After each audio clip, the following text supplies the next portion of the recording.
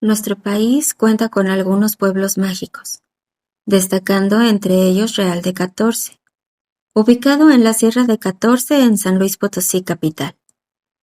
En las escarpadas, abruptas y elevadas sierras del norte, cuyos despeñaderos le dan categoría de majestuosidad. Justo ahí es donde hay tupidos bosques de encinales y mezquitales, por lo que en algún tiempo esta región fue conocida como el Astillero. En esa magnífica y misteriosa serranía habitó alguna vez la raza chichimeca, especialmente en el Gran Tunal. Eran nómadas, valientes, sanguinarios cual ninguno. Las razas del sur no se atrevían a incursionar por el territorio, ya que su fama había traspasado la frontera. En lo alto de las montañas, a 3000 metros sobre el nivel del mar, cerca del trópico de Cáncer, los chichimecas tenían sus atalayas desde donde podían detectar en el extenso panorama a quién o a quienes asaltarían. Fundada en 1779, el nombre fue tomado de la palabra real por sus minas de plata y por 14 ladrones que se escondieron en ese lugar. La tradición oral cuenta la historia de diferentes formas, siendo los temas principales la lucha, la destrucción y la tragedia. Una de esas historias es la de los 14, un grupo de osados y valientes soldados que en busca de metales preciosos, tales como el oro y la plata, y pensando siempre en establecer relación con los nativos para saber por ellos dónde se podrían localizar los preciados tesoros, ya sea por iniciativa propia o enviados por conquistadores poderosos, andaban por estos lugares haciendo frente a 100,000 aventuras, pues llevaban en la sangre el espíritu guerrero y aventurero.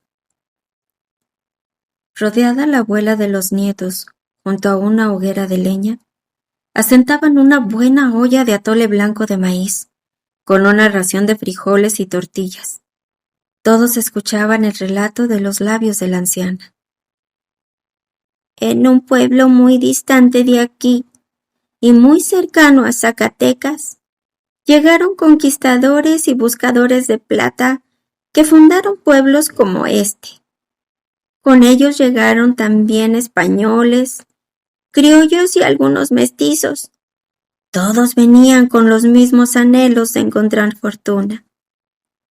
Con ellos llegó Alfonso Benavides, quien ostentaba el grado de sargento primero, y que en más de una ocasión participó en las guerras de España. Fueron tan frecuentes entre moros y cristianos, muy experimentados en estrategias militares. También se encontraba el cabo Antonio Barrera, tan valiente y ambicioso como todos. Estos formaron un grupo de 12 soldados, entre españoles, criollos y mestizos. Un buen día le dice Benavides a Barrera que incursionen por las serranías del norte de San Luis Minas del Potosí, pues dicen que por aquellos rumbos andan envijados muchos indios con polvo de oro que se untan en la cara, brazos y cuerpo, oro que lógicamente sacan de las montañas, que deberían intentar tratar con ellos a ver si los conducen a los sitios que buscan. A lo que Barrera le contesta que sí, pero que se dice que son muy difíciles y tenaces y que manejan la flecha con asombrosa destreza, pero que además de ser soldado, es su amigo, y si él lo ordena, seguirá sus pasos hasta donde sea necesario en esta aventura, que entre más difícil, más meritoria. Benavides le ordena que busque un grupo para formar una patrulla con los más fieles y valientes.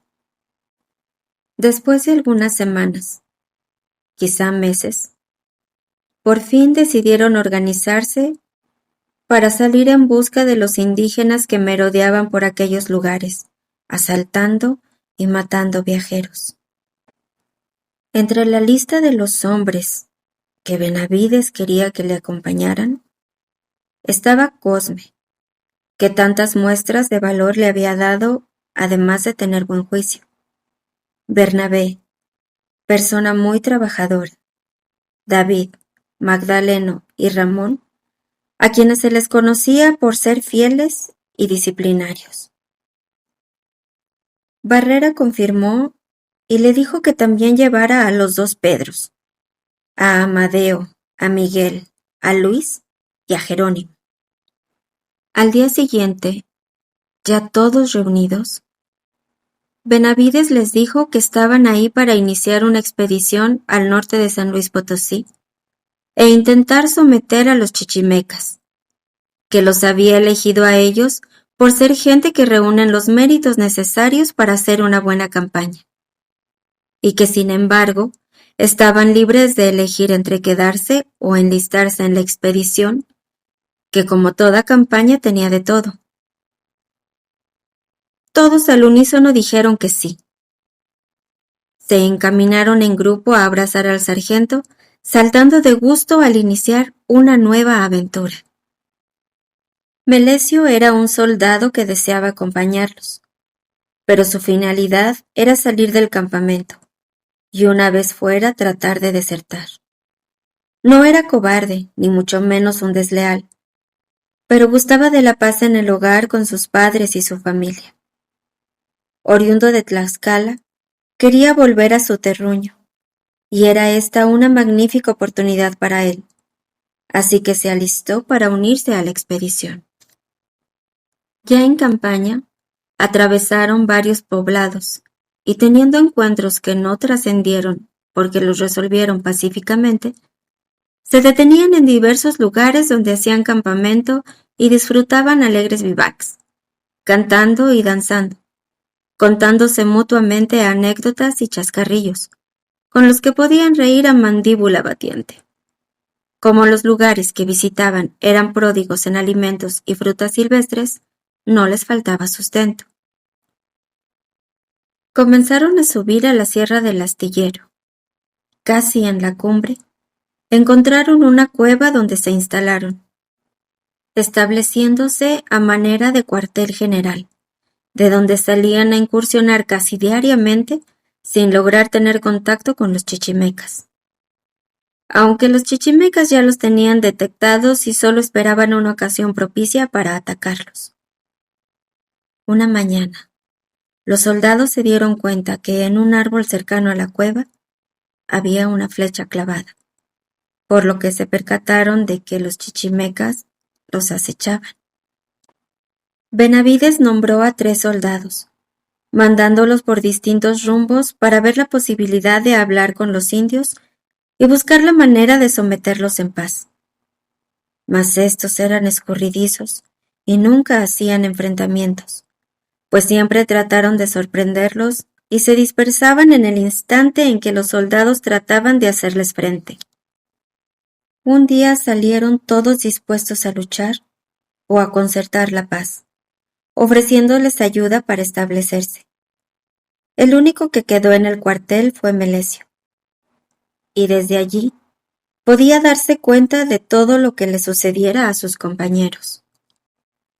Al poco tiempo, se escucharon los gritos destemplados de los indios que empezaban a atacar a la gente de Benavides, quienes a pesar de sus arcabuces, yelmos y corazas, no pudieron defenderse de la horda de indios chichimecas que disparaban sus flechas con tal tenacidad que acabaron a todos los soldados, incluyendo a Benavides y a Barrera. Melesio, que se había quedado como guardia del cuartel, al darse cuenta de lo ocurrido, no tuvo otra alternativa que huir como Dios le dio a entender, logrando así escapar de aquella matanza, no sin antes despojarse de su uniforme. Los indígenas, no conforme con matarlos, los colgaron de diferentes árboles, dejándolos así por mucho tiempo. Esta noticia se esparció por todos lados, y la gente decía: «Vamos a ver a los 14 colgados», porque ciertamente eran 14. y cuando pasado el tiempo se trataba de escalar aquellos lugares, se decía, vamos a la Sierra de 14. Y en efecto eran 14, pues Melesio vivió en su tierra en el anonimato. Jamás quiso mencionar que él había sido miembro de la expedición, y por eso solo fueron 14.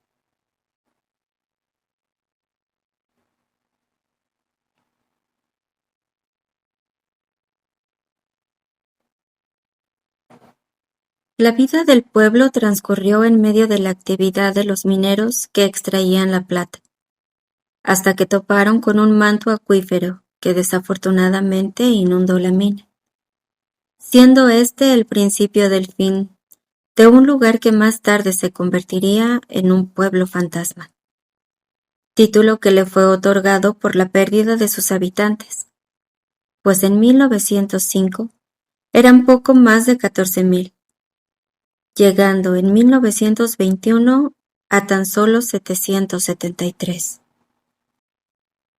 Las calles de Real de 14 hablan un lenguaje sobrenatural, pues la actividad paranormal es cosa de todos los días.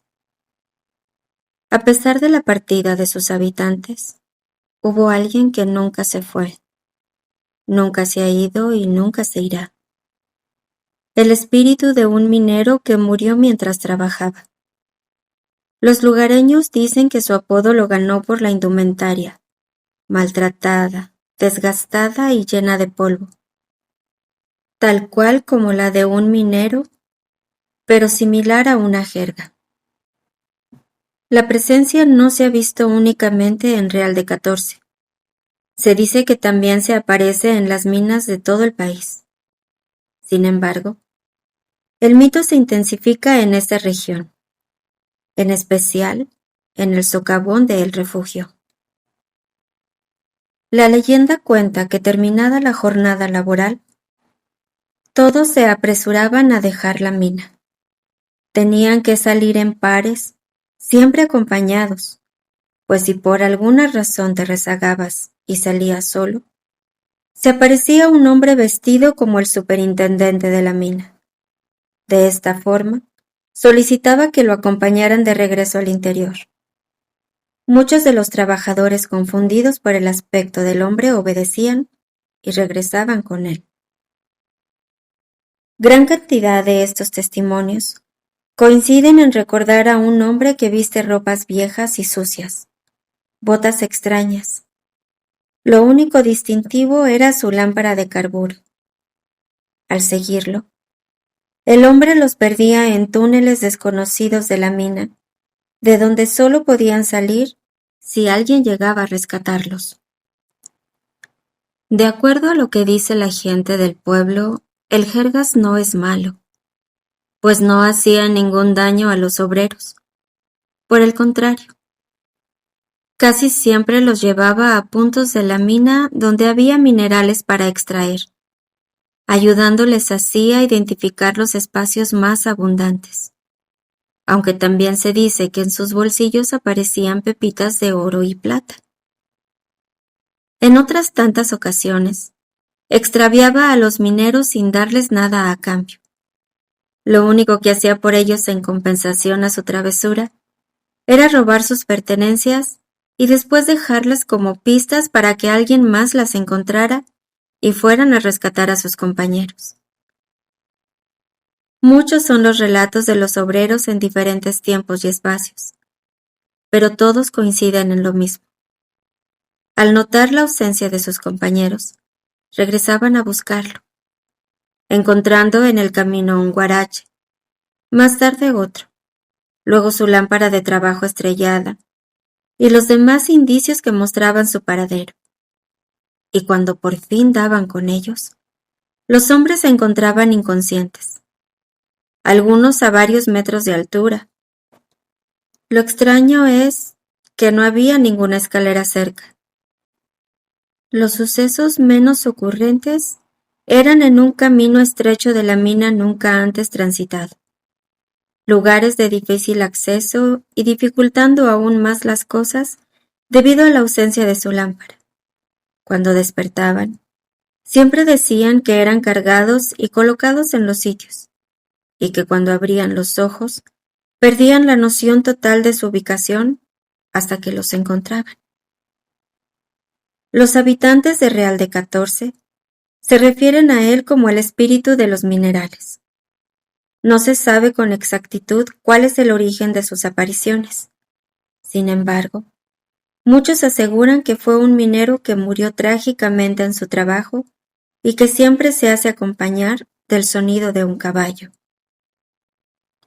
Se cree que el jergas llegó a tener una relevancia importante en la minería, modificando así las condiciones laborales de los mineros, pues jamás un trabajador aceptaba andar solo en los túneles por miedo que se apareciera el espíritu, ya que como condición para que él se te presente, debes estar completamente solo. Entre los habitantes de Real de 14, hay quienes aseguran que el jergas aún se aparece en los yacimientos y que está en espera de encontrar a alguien para extraviarlo. Se cuenta que no solo los mineros pueden verlo. De hecho, cualquier persona puede hacerlo si es afortunado. Quizá de pie en la entrada de alguna mina, pero sin dejar ver su rostro claramente, y desde luego, portando su rústico traje. También se cuenta que no es extraño encontrar por ahí su lámpara encendida, incluso en el túnel de Ogarrio. En general, Real de 14 siempre se ha visto envuelto en misterios y leyendas. Las ruinas de algunos edificios y viejas casonas, ahora convertidos en hoteles, son testigos mudos de leyendas sobre tesoros ocultos, apariciones e historias de ultratumba.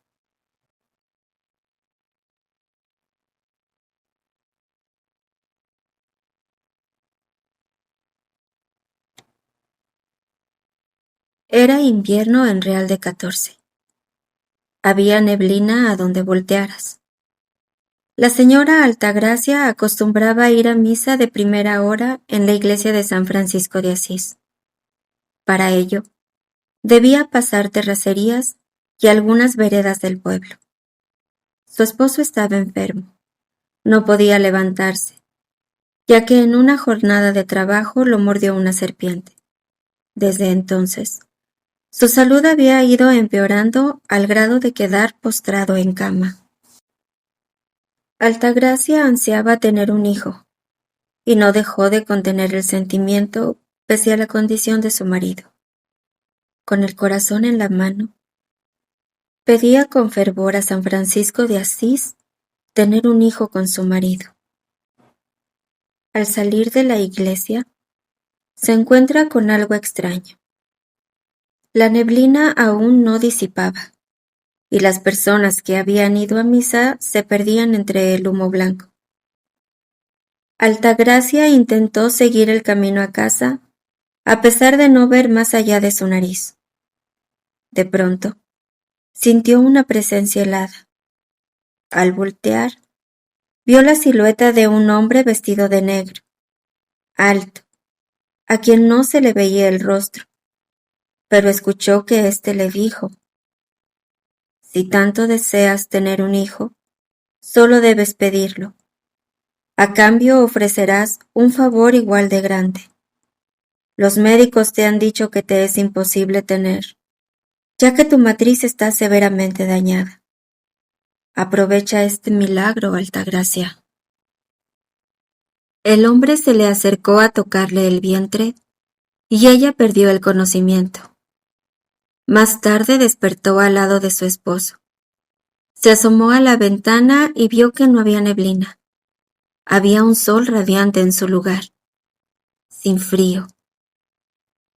Aunque Altagracia tenía dudas si todo aquello era cierto, o lo había soñado, le comentó a su marido que pronto tendrían una luz en su vida, un hijo al que verían crecer juntos. Fue algo lejos saber a los médicos de la ciudad, pero ellos dijeron que era imposible que pudiera tener algún día hijos. Un domingo por la mañana, Altagracia se dirige a la iglesia de San Francisco de Asís. Entra hincada hasta el altar principal. Una vez allí, y en un mar de lágrimas, le suplica al santo el milagro de un hijo. Sintiendo un frío recorrer su cuerpo, recuerda las palabras del hombre y dice: San Francisco de Asís, yo te pido tener un hijo y te prometo traerlo ante tu altar para entregártelo, porque será mío, pero también será tuyo. Al poco tiempo y milagrosamente, Altagracia quedó embarazada. Los primeros 3 meses no salió de casa por miedo que la luz del sol le diera y afectara su embarazo. Tuvo un varón, un hermoso y sano niño, al que por desgracia, su marido no alcanzó a recibir, ya que antes de que naciera, él fallecería. Llevando a su bebé en brazos envuelto en un zarape, fue a darle gracias al santo. Una vez en el altar, levantó al bebé para ofrecerlo a San Francisco de Asís. Le dijo que iba a cumplir la promesa hecha cuando fue a pedirle el milagro, a compartirlo con él y recordarle que el bebé era de los dos. Cuando vuelve a ver al niño, se quedó atónita. El cuerpo de su bebé se estaba oscureciendo hasta quedar paralizado. Ya no respiraba. Altagracia tocaba la piel de su bebé que cada vez se hacía más dura, como si fuera de piedra. Lanzó un alarido de dolor que hizo acercarse a algunos curiosos que pasaban por allí, y el sacerdote que se encontraba en la sacristía le preguntó: Altagracia, hija mía, ¿qué fue lo que pediste? Cuando por fin pudo calmar su llanto, le contó al padre que en sus ganas de ser madre, le había pedido un milagro a San Francisco, haciéndole la promesa de entregárselo. El pequeño fue colocado en un ataúd de cristal, como muestra del milagro que San Francisco de Asís hizo por Altagracia. Los habitantes de Real de 14 le llaman el niño de piedra.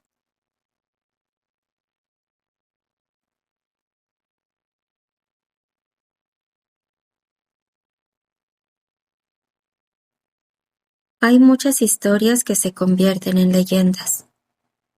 Los pobladores de Real de 14 cuentan relatos sobre apariciones de personas que han pasado mejor vida, y sin embargo, deambulan por sus caminos y calles empedradas. Para aquellos que han visto el llamado pueblo fantasma, dicho camino está rumbo al cementerio.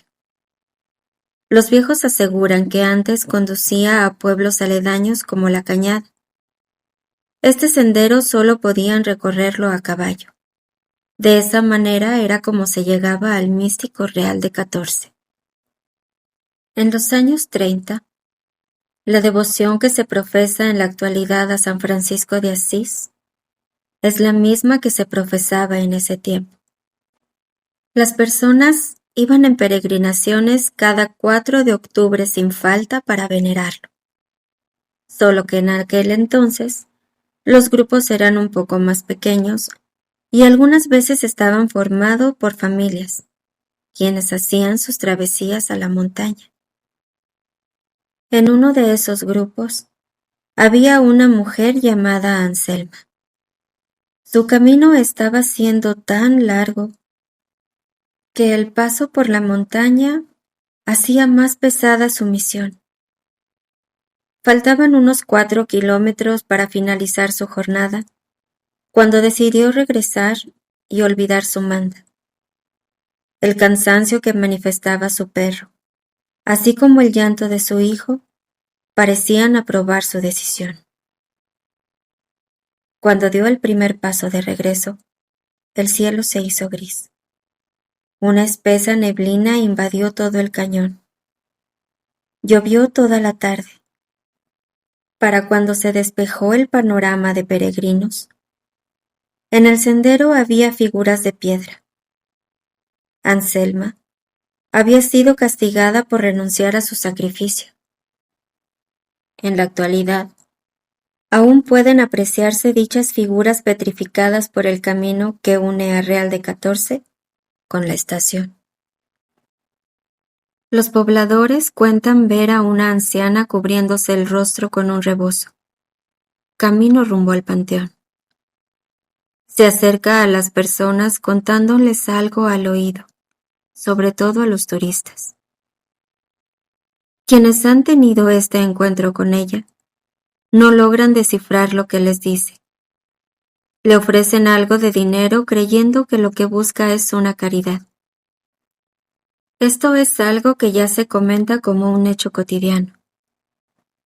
Sin embargo, pocos son los que se dan cuenta están hablando con Anselma, un ánima en pena que solo quiere le ayuden a llegar al sitio donde quedó petrificada, el camino a Real de 14.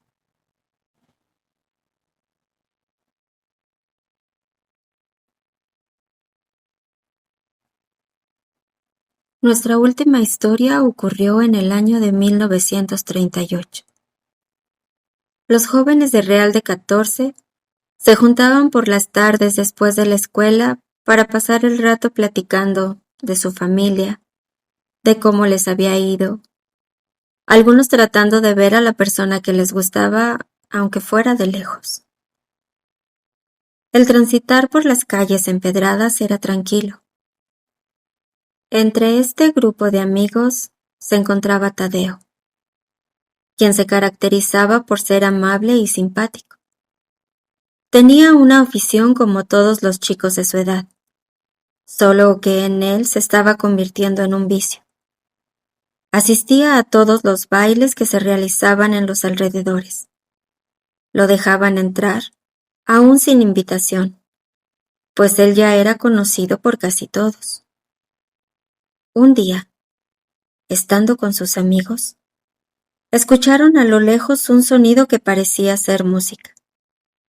Decidieron ir a buscar de dónde provenía hasta llegar a la plaza principal. Estando allí, la volvieron a escuchar, pero en un lugar diferente. Cambiaron de dirección hasta donde pensaron que era el baile. Tadeo pensó que podría ser un evento excelente, pues escuchaba bueno el ambiente. Pero a sus amigos no les latió que en un instante el sonido de la música cambiara de un lugar hacia otro. Tadeo les dijo que no se agüitaba en ir solo, iría con o sin ellos mientras hubiera música. A pesar de que ya se estaba haciendo de noche y el camino se volvía oscuro, comenzó a caminar sin sus amigos por la ladera. A lo lejos, vio una luz que le hizo creer ese era el lugar a donde debía dirigirse. Su vicio por el baile era tanto que no le importó caer, tropezarse y clavarse una que otra espina. Cuando por fin encontró el lugar, había varias parejas bailando, pero nadie que resguardara la puerta. El lugar estaba alumbrado por candelabros. Al entrar, comenzó a caminar dándose una vueltecita. De pronto su mirada se encontró con la de una joven que estaba sentada en un lugar un poco oscuro, como si esperara que alguien la invitara a bailar. Tadeo se dirigió a ella cortésmente, a lo que ella al principio dudó un poco, pero al final accedió. Conforme bailaban, Tadeo empezó a notar algo extraño. No conocía a ninguno de los presentes, ni tampoco a quien estaba a cargo de poner la música.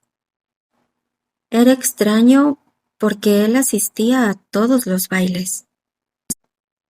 Sin importarle mucho el hecho de estar en un lugar y con personas desconocidas, siguió bailando con la hermosa joven, hasta que sintió las manos de la chica frías, y notó que quienes estaban en la pista daba la impresión de querer ocultar su rostro.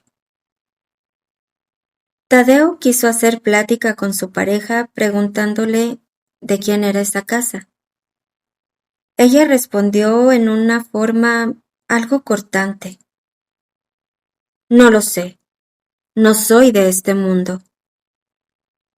Tadeo sintió escalofrío al escuchar sus palabras.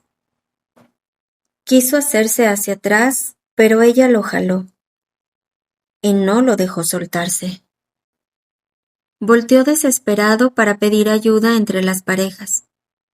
Sorprendido, notó que tanto ellos como la chica con la que bailaba tenían un pie de cabra y otro de gallina, además de que todos se burlaban brutalmente de él. Lo único que pudo decir en medio de su terror fue «¡Ave María Purísima!» y cayó desmayado. Cuando el frío de la mañana lo despertó, se dio cuenta que estaba en unas tapias. Volteó a todos lados para saber dónde se encontraba y vio que estaba en las faldas del Cerro del Palillo, cerca de la mina de San Agustín. Tadeo recordó el terror que había sentido. Le contó a sus amigos lo sucedido la noche anterior y prometió jamás volver a asistir a ningún baile, cumpliéndolo hasta el último de sus días.